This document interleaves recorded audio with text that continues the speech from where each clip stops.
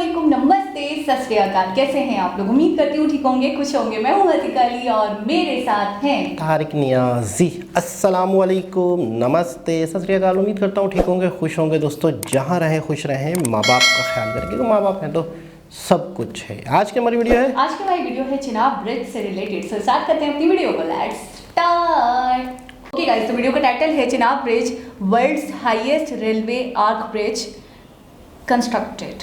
Start करते हैं। नमस्कार दोस्तों, एक बार फिर से स्वागत है आपका आरजे प्रोडक्शन में। मैं आपका होस्ट हूं दोस्त रजत। कटरा बनिहाल सेक्शन के बीच में जो दुनिया का सबसे ऊंचा रेलवे ब्रिज बनाया जा रहा है, उसकी प्रोग्रेस के बारे में बात करेंगे। उससे पहले अगर आप पहली बार हमारे चैनल पे हो तो सब्सक्राइब कर लें, बेल आइकन दबा लें।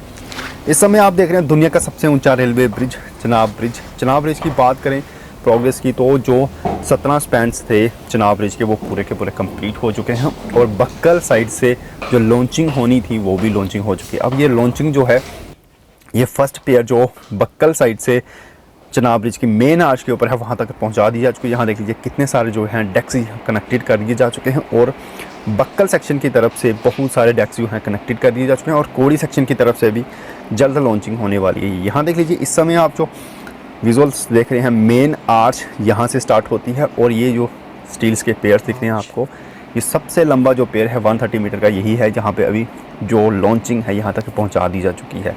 और बात करें हमारे इसी एंड के पास में बक्कल स्टेशन है, बक्कल स्टेशन का जो 700 मीटर की गंडल की लॉन्चिंग थी वो भी लगभग कंप्लीट होने वाली है।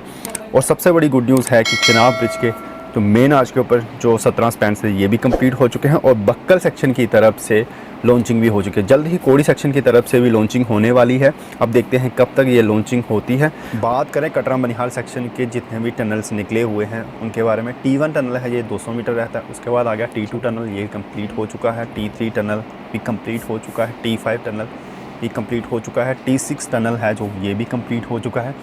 T9, T10, T11, 12 ये भी कंप्लीट हो चुके हैं। T13 टनल है, ये लगभग 1 किलोमीटर रहता है। उसके बाद आ गया हमारा T49 टनल, ये भी लगभग 2 किलोमीटर रहता है अभी। और T15 टनल, ये भी कोई 200 मीटर के आसपास रहता है। उसके बाद आ गया T15 टनल, ये भी 300 मीटर के आसपास अभी रहता है। उसके बाद आ गया हमारा T42, 43, 44, 45, 46, 47 ये लगभग कंप्लीट हो चुके हैं। T58 ये भी 500 मीटर के आसपास रहता है। T59 टनल, ये भी 200 मीटर के आसपास रहता है अभी T59। उसके बाद T74 जो टनल है ये कंप्लीट हो चुका है कटरा बनिहाल सेक्शन के बीच में, इसकी प्रोग्रेस है। यहाँ देख लीजिए, इस समय आप जो देख रहे हैं, ये जो बक्कल साइड से जो डेक्स जो कनेक्टेड हुए हैं वो दिख रहे हैं आपको सामने। यहाँ देख लीजिए कितने सारे जो डेक्स हैं ये कनेक्टेड कर दिए जा चुके हैं। अब जल्द ही कटरा बनिहाल सेक्शन के बीच में दुनिया का सबसे ऊँचा रेलवे ब्रिज जो है वो कंप्लीट मिलेगा। यहाँ देख लीजिए बक्कल एंड की तरफ से पास से आपको स्नोफॉल का लुत्फ भी ले सकते हैं। सामने दिख रही है आपको कितनी सारी जो स्नोफॉल हुई है अभी रिसेंटली। अगर आपको ये हमारी वीडियो अच्छी लगे तो प्लीज़ लाइक करें, सब्सक्राइब करें हमारे चैनल को। जय हिंद, जय भारत। मिलते हैं नेक्स्ट वीडियो में। ओके जी जनाब, चिनाब ब्रिज की एक शक्ल बनती हुई दिखने लग गई है। और बाकायदा उसकी क्या पोजीशन होगी, किस तरीके से वो दिखेगा, कुछ ना कुछ उसके खद्दो खाल, कुछ ना कुछ इसी पिक्चर जो है वो सामने आने लग गई है। और मुझे ऐसा लगता है कि बहुत जल्द आप लोग जो वहाँ रहते हैं इससे फ़ायदा उठा सकेंगे और एक अपने ऊपर गर्व करेंगे कि दुनिया का सबसे बड़ा हाईएस्ट ब्रिज, दुनिया का सबसे हाईएस्ट ब्रिज आप लोगों के पास कश्मीर में। और मेरे ख़्याल में बहुत जल्द इसकी एक फ़ाइनल डेट आने वाली होगी। और बड़ा ही ऊंचा, बड़ा ही खूबसूरत, बड़ा ही ज़बरदस्त। और वहाँ पे सफ़र करने वालों को बहुत अच्छे नज़ारे मिलेंगे। शायद उन्हें ऐसा लगेगा कि शायद वो हवा में तैर रहे हैं और एक बादलों के साथ सफ़र कर रहे हैं। मेरे ख़्याल में बहुत ही ज़बरदस्त अच्छा लगेगा इस पे सफ़र करता हुआ। और एक इंडियन के मिनिस्टर जो हैं, गवर्नमेंट जो है और इंजीनियर जो हैं, मैं कहता हूँ उनके लिए एक बहुत बड़ा चैलेंज था। ये बहुत बड़ी एक अचीवमेंट है जो उन्होंने करके दिखा दिया। और इस तरह की चीज़ें करने के बाद जब दुनिया देखती है कि यार इंडिया में एक इतना हाईएस्ट ब्रिज बना है, तो मैं कहता हूँ कि वाकई वो तारीफ़ किए बगैर रह नहीं सकते। और फिर दूसरी चीज़ ये है कि इस तरह की जो कंपनीज़ होती हैं जो ये काम करती हैं, कंप्लीट करके दिखाती हैं, तो बाकायदा उनको दूसरे कंट्रीज से भी ठेके मिलते हैं। लोग जो होते हैं अगर अपना काम करवाना चाहते हैं, कोई किसी भी कंट्री में या किसी भी जगह पर कोई काम होता है तो अपना काम करवाना चाहते हैं, तो वो पैसा नहीं देखते, वो देश नहीं देखते कि किस देश की कंपनी है, किस देश के लोग हैं। वो देखते हैं क्वालिटी, वो देखते हैं मजबूती, वो देखते हैं पायदारी, वो देखते हैं कि किस तरीके से कितने टाइम पीरियड में कितना एक चैलेंजिंग काम इस कंपनी ने किया है। और मैं कहूँगा कि इसके बाद कोई बड़ी बात नहीं है कि इंडिया के लोग या कश्मीर के, क्योंकि मज़दूर जो होंगे ना, देखो एक होता है इंजीनियर, एक होते हैं उस चीज़ का नक्शा बनाते हैं, और एक होते हैं लोकल जो इस मज़दूर होते हैं। तो मैं कहता हूँ उनकी भी एक बहुत बड़ी हिम्मत है यहाँ पर काम करना, यहाँ पर मेहनत करना, यहाँ पर आप एक चीज़ का किसी चीज़ का प्रोजेक्ट बनाना कोई आसान नहीं है। निस्बतन शहरों में, पहाड़ी इलाकों में किसी भी काम को करने में बहुत मुश्किलात आती है, मैं जहाँ तक समझता हूँ। इंडिया बहुत बड़ा है। मैं ये कहूँगी कि सबसे ज़्यादा मैटर करती है लोकेशन। मैं ये कहूँगी वो इंसान बहुत जीनियस है जिसने इस जगह को, इस लोकेशन को समझा कि यहाँ पे वर्ल्ड हाईएस्ट ब्रिज बनना चाहिए, जिसे आर्क ब्रिज भी कह रहे हैं।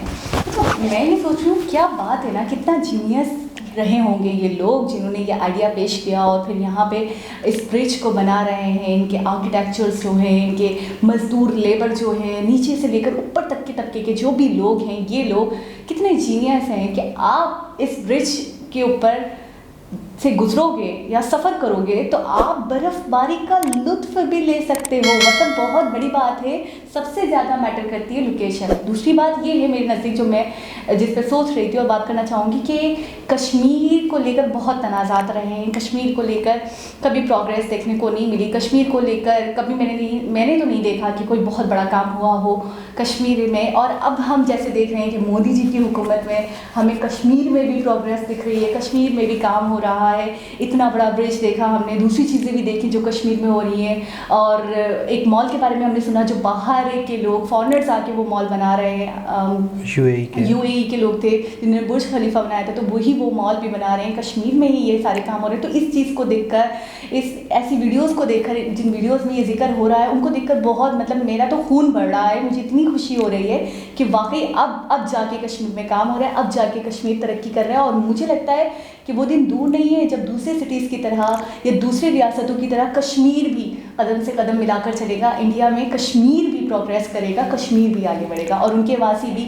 हर फैसिलिटी से, हर सुविधा से फ़ायदा उठाएंगे। ये चीज़ बहुत बड़ी चीज़ है मेरे लिए। हाँ, हमने कश्मीर के हवाले से काफ़ी वीडियोस देखी हैं कि जिसमें मतलब है कि कश्मीर में तरक्की का रुझान, तरक्की के हवाले से सबसे बड़ी हमने एक वीडियो देखी थी इलेक्ट्रिसिटी के हवाले से। इलेक्ट्रिसिटी अगर कहीं आ जाए तो इसका मतलब है कि आपने यूँ समझ लें कि 50% आपने उन्हें सहूलतें दे दी उस इलाके के लोगों को। अब वो कुछ कर सकते हैं। सबसे मेन मुद्दा होता है इलेक्ट्रिसिटी।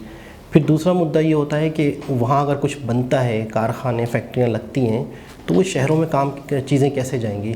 अगर शहर से कुछ आएगा तो वो कैसे आएगा, वो होता है रोड, वो होता है ब्रिजेज़। तो मैं कहता हूँ कि मेन चीज़ें हैं जो कि किसी भी जगह की तरक्की के लिए ज़रूरी हैं, वो है कनेक्टिविटी, कि आप शहर से, आप लोगों से, मार्केट से कितना कनेक्टेड हैं, तो वही चीज़ आपको तरक्की देती है। हमने एक वीडियो देखी थी कश्मीर के हवाले से, कश्मीर की प्रोग्रेस के हवाले से, स्पोर्ट की एक वीडियो थी जिसमें ख़वातीन भी खेल रही थी, लोग वहाँ पे एक मुख्तलिफ़ चीज़ों के हवाले से वहाँ पे काम हो रहा था स्पोर्ट को लेके। तो मैं उस वीडियो में तो सिर्फ ये देखकर भी हैरान था कि ख़वातीन इतना इंटरेस्ट ले रही थी उस काम में, सीखने में। हर तरह के, फ़ुटबॉल हो गया, क्रिकेट हो गया और बॉक्सिंग हो गई, हॉकी हो गया।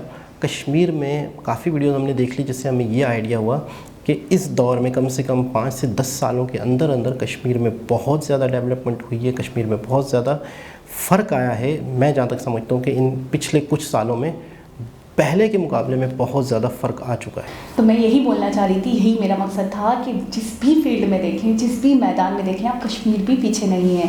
पहले कश्मीर के बारे में सुनने को इतना नहीं मिलता था। हम मुंबई, दिल्ली, ऐसे तो हम इतना कनेक्टेड ही नहीं थे इंडिया से। अब तो जाना है खुलकर इंडिया को, तो मुंबई बहुत डेवलप सिटी का नाम आता था। तो अगर कोई हमसे इंडिया का कोई सिटी या कोई स्टेट पूछता तो हम कहते हैं यूपी है, बहुत डेवलप्ड स्टेट है, मुंबई है, बहुत डेवलप्ड सिटी है, बहुत प्रोग्रेस हुई है वहाँ पे, बहुत फैसिलिटीज़ हैं, सब कुछ है वहाँ पे। लेकिन अब देखने को मिल रहा है कि दूसरी रियासतों में, दूसरे स्टेट्स में भी काम हो रहा है, स्पेशली कश्मीर में काम हो रहा है। ये बहुत बड़ी बात है हमारे नज़दीक, हम जैसे लोगों के नज़दीक जिन्होंने कभी नहीं सुना कि कोई बड़ा काम कश्मीर में हुआ है। अच्छा, मैं जब बहुत ज़्यादा हैरान हो गई थी जब मैंने देखा था एक वीडियो में कि यूएई का एक लोग थे, यूएई के बिल्डर्स थे या आर्किटेक्चर्स थे जो आकर डिज़ाइन करेंगे वो मॉल, कश्मीर में मॉल बनाएंगे, बहुत बड़ा मॉल होगा वो वैसे मॉल गिने चुने ही कुछ दुनिया में हैं।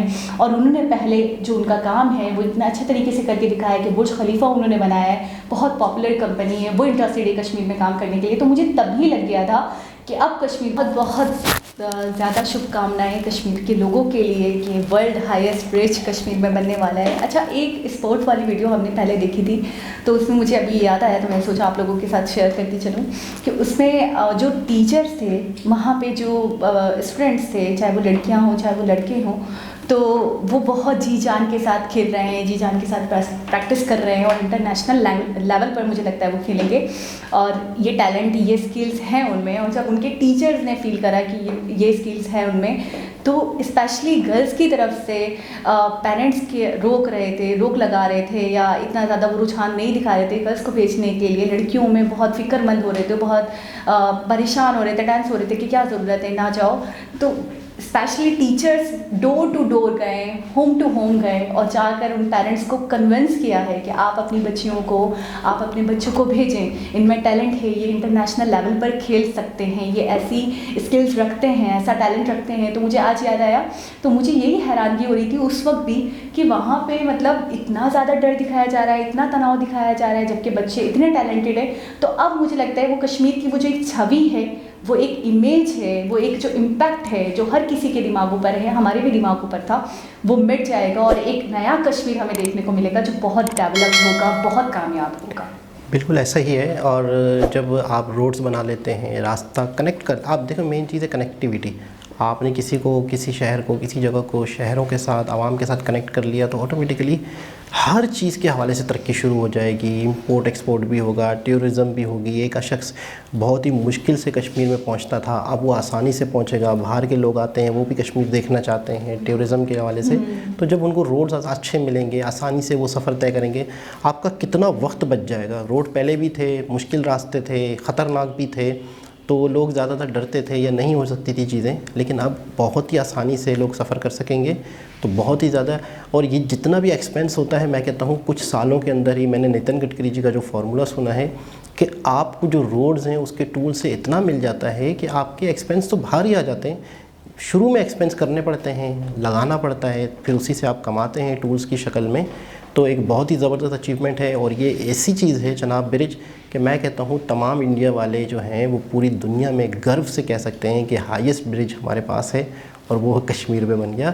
और बाकी हमने यूएई के हवाले से भी इन्वेस्टमेंट सुनी थी कि मॉल के हवाले से, और इसके अलावा भी कई इंफ्रास्ट्रक्चर के हवाले से, कई क्या कहते हैं अपना डेवलपमेंट के हवाले से कश्मीर में बहुत ही ज़्यादा इन्वेस्टमेंट आ रही है, ख़ास तौर पे मिडल ईस्ट की जानिब से। तो खैर दोस्तों, बहुत ही ज़बरदस्त वीडियो है जिसमें हमने चनाब ब्रिज की बहुत ही खूबसूरत शक्ल देखी और बनता हुआ देखें, कंप्लीट होता हुआ नज़र आ रहा है। बाकायदा सामान पड़ा हुआ था, चीज़ें दिख रही थी कि कंस्ट्रक्शन का काम चल रहा है। दोबारा किसी और वीडियो के साथ आपसे मुलाकात होगी, जब तक के लिए अल्लाह हाफ़िज़।